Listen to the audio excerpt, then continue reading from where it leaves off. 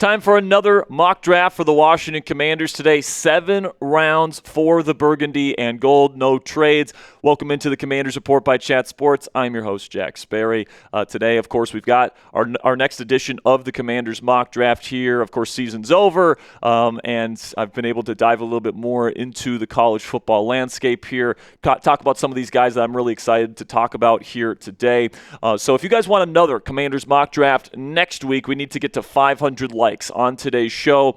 Really do appreciate all of your guys' support, but my bosses tell me can't do another mock draft until the end of the season unless we get to 500 likes on today's show. So if you guys want another one here, make sure you guys click that thumbs up icon. It helps out the show, and of course it puts our audience or puts our video in front of new audiences. So greatly appreciate that, guys. But now, before we get into the actual mock itself here, I want you guys to keep in mind that I am operating under the assumption that the Washington Commanders are going to sign wide receiver Brandon Ayuk to be their new number 2 receiver. In our first mock draft, I drafted Mekhi Lemon out of USC to be the new number 2 receiver for the Washington Commanders, but not taking a receiver until later in day 3 in this particular mock draft. So just keep that in mind, that I do expect Terry McLaurin and Brandon Ayuk to be the dynamic duo at wide receiver here in Washington next year. And today I will not be making any trades. Now, I do believe that the best path forward for the Commanders is to actually trade down, and there will be plenty of mock drafts this year where I do trades and I trade down and I have different ideas of which teams to trade down with, all that different stuff. But today, just like the last time we did a mock draft here on the channel, I will not be making any trades, and I will just be operating with the 6 draft picks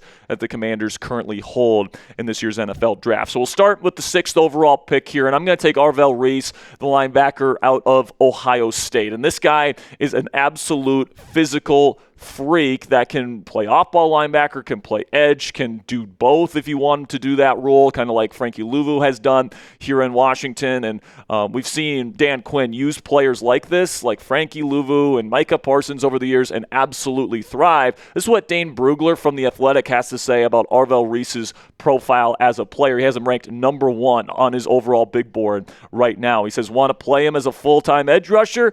Reese can do that. Prefer to keep him at the off-ball? He can do that too. At 6'4" and 240 pounds with long arms, Reese is just as comfortable setting the edge with violence as he is dropping in space to cover ground or using burst to capture the corner and close on the quarterback. I don't know how realistic it is that Reese actually will be the first player or first non-quarterback drafted, but he is the best draft-eligible prospect I have studied in 2025. And kind of like I mentioned, guys, Reese has that kind of hybrid off-ball linebacker and then also on-ball kind of pass rusher type is going to get him compared to Micah Parsons. Now, Parsons was kind of more of a raw prospect coming out of Penn State, but I would also say Reese still has some raw aspects to his game. So in that regard, they are very comparable. They're both insane athletes with great strength, speed, and athleticism.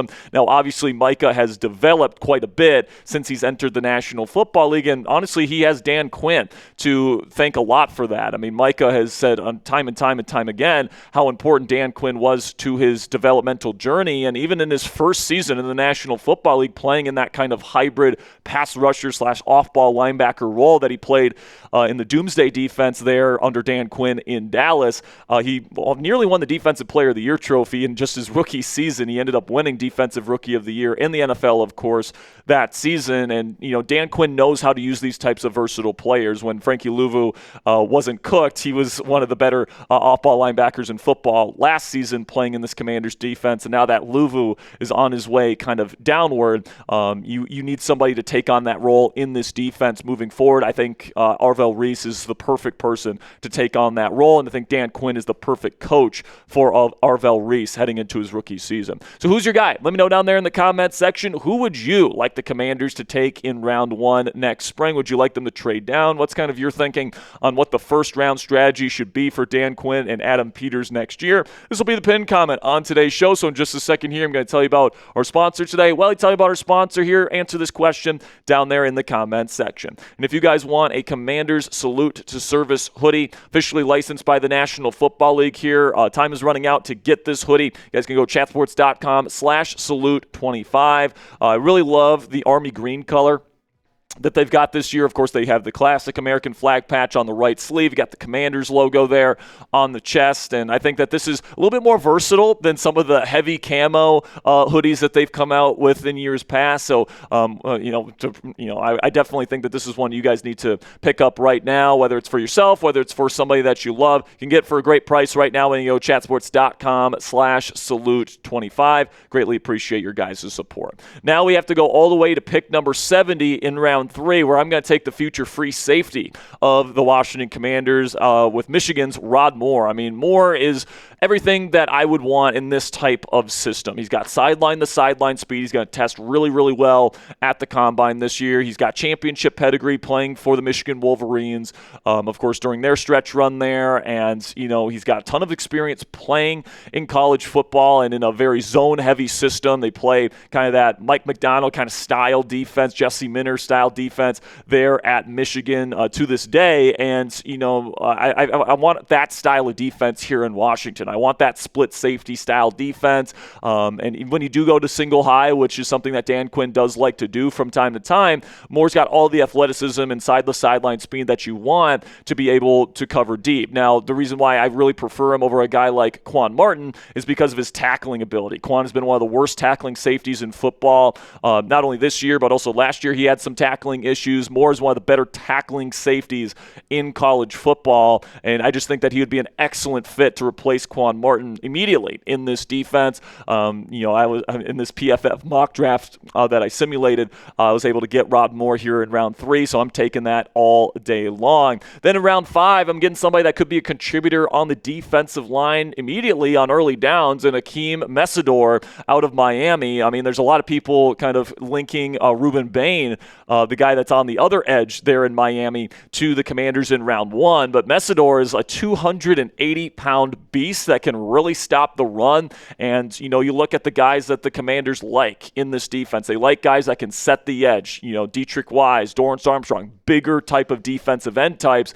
And Messidor certainly fits that. I think really more in the modern NFL, you're starting to see, more like 250-pound, outside linebacker type guys, stand-up linebackers kind of dominate in the National Football League with defenses wanting to play lighter and faster and more versatile. But the Commanders and Dan Quinn is still a guy that likes his bigger defensive ends, and I think that should give him an advantage and could lead to getting a guy as good as Messidor is as late as round 5. He ended up falling to me here in this PFF simulated mock draft, and I think that he would be somebody that could rotate in on early downs immediately here in Washington. You're getting him at just a 5th round value. Then I'm going to go get somebody that played with Jaden Daniels in college and former 4-star wide receiver Xavier Thomas out of LSU with the 184th overall pick. This is in round 6. Now, Thomas, obviously, he's going in round 6 for a reason. Hasn't been like the most productive guy ever, but he's a former 4-star athlete, and he does have experience playing with Jaden Daniels. So, you bring in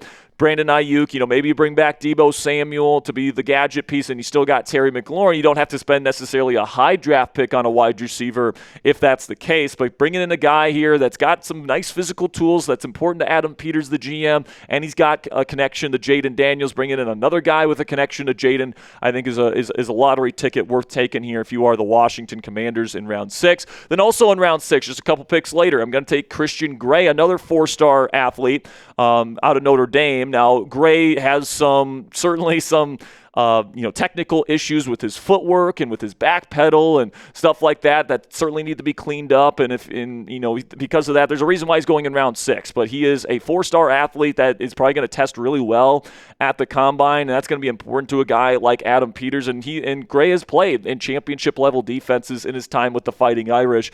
So as a Notre Dame fan myself, I'm pretty familiar with his skill set. Getting this guy in round 6 is somebody that could be a developmental for now backup outside corner, I think would be a good thing to add late in this NFL draft. And then with the final pick here of this mock draft, I'm going to take Alabama center Parker Brailsford. And when you're taking these lottery tickets later in the draft, I like guys that have versatility, and I like guys with high recruiting and physical pedigree, and certainly to be the starting center for the Alabama Crimson Tide, and has played a bunch of other different positions. He's played left tackle for them. He's played guard as well. Having that versatility and, of course, that pedigree is important to me. Obviously, he's going in round 7, and he's projected to go this late in the draft for a reason. But he's somebody that I think can be molded as a potential backup for the Washington Commanders moving forward, where if somebody gets injured on this offensive line, he could be that versatile piece that's plug and play for the Commanders in future seasons. So let me know what you guys think about my mock draft 2.0 haul. We've got ARVELL REESE to be